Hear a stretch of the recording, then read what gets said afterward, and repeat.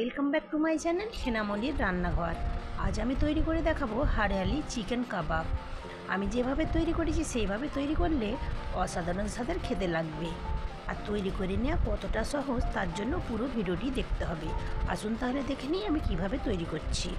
কাবাব তৈরি করার জন্য একটি সবুজ পেস্ট তৈরি করব। তার জন্য একটি মিক্সিং জার নিয়েছি, নিয়ে নিলাম কিছুটা পরিমাণ ধনেপাতা, আর দিয়ে দিয়েছি কয়েকটি কাঁচা লঙ্কা, আর 1 চামচ দিয়ে দিলাম আদা রসুন বাটা, আর কিছুটা লেবুর রস দিয়েছি।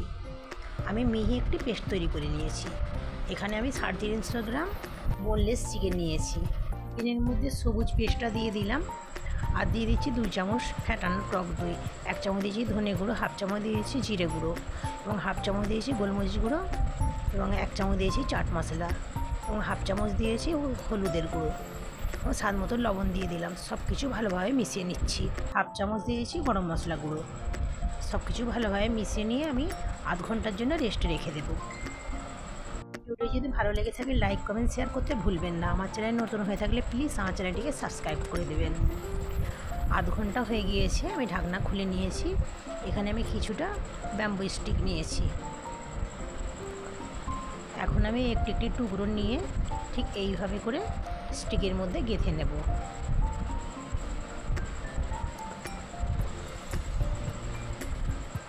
সবগুলো আমি একইভাবে তৈরি করে নেব। একটি তৈরি করা হয়ে গিয়েছে,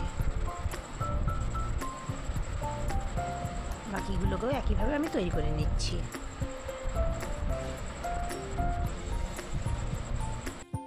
সবগুলো আমার তৈরি করা হয়ে গিয়েছে, এখন আমি ভেজে নেব।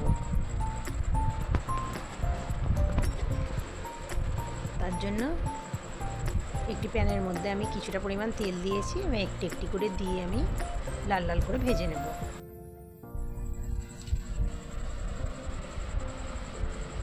আবারও একটু তেল দিয়ে দিচ্ছি, যেহেতু আমি তেলটা অল্প পরিমাণ দিয়েছিলাম। এক পিঠটা মানে ভাজা হয়ে গিয়েছে, এখন আমি উল্টে দিচ্ছি।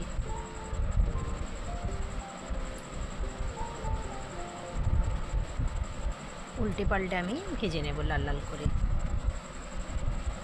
ভাজা হবার হয়ে গিয়েছে, এখন আমি প্লেটের মধ্যে উঠিয়ে নিচ্ছি। এইভাবে একবার তৈরি করে দেখবেন, দারুণ স্বাদের খেতে লাগবে। যাকেই খাওয়াবেন সে আপনার প্রশংসা করবে। ভিডিওটি যদি ভালো লেগে থাকে অবশ্যই আমাকে কমেন্টের মাধ্যমে জানাবেন। আশা করছি ভিডিওটি আপনাদের ভালো লেগেছে। ভালো লাগলে ভিডিওটি একটি লাইক দিয়ে দেবেন। Thanks for watching.